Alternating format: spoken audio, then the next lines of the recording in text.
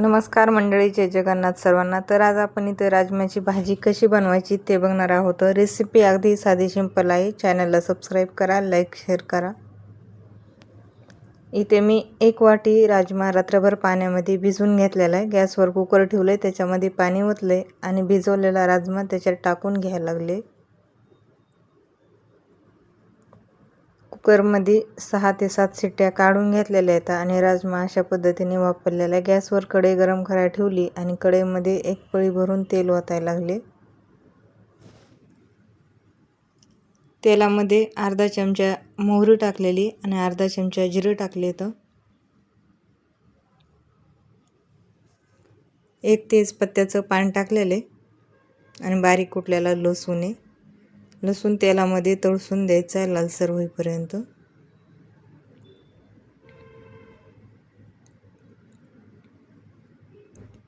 दोन लाल मिरच्या टाकलेल्या आहेत वाळलेल्या. 2 खिसलेले कांदे आहेत आणि ते तेलामध्ये टाकून परतून घ्यायचे. ह्याचा लालसर रंग होईपर्यंत कांदा तेलामध्ये परतून घ्यायचा. अशा पद्धतीने कांदा परतून घ्यायचा तेलामध्ये.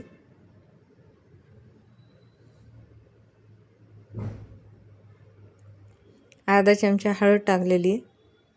2 टोमॅटोची पेस्ट काढून घेतली आणि ती तेलामध्ये टाकून परतून घ्यायची. सगळीकडे मिक्स करून घ्यायची आणि तेलामध्ये लालसर रंग होईपर्यंत भाजून घ्यायची.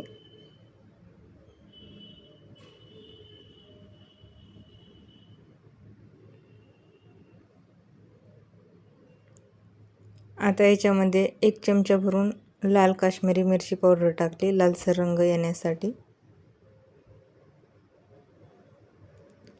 अर्धी वाटी बारीक चिरलेली कोथिंबीर टाकून घेतली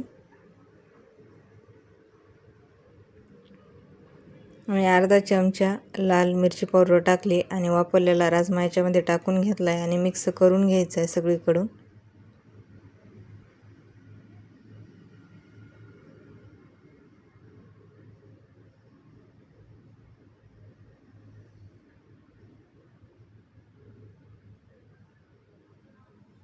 आता याच्यामध्ये पाणी ओतून घ्यायला लागले. तर याच्यात मी 1.5 ग्लास पाणी टाकलेले आणि पाणी टाकून शिजून द्यायचं आहे. 15 मिनटं गॅसवर शिजून घ्यायची भाजी, कमी गॅसवर.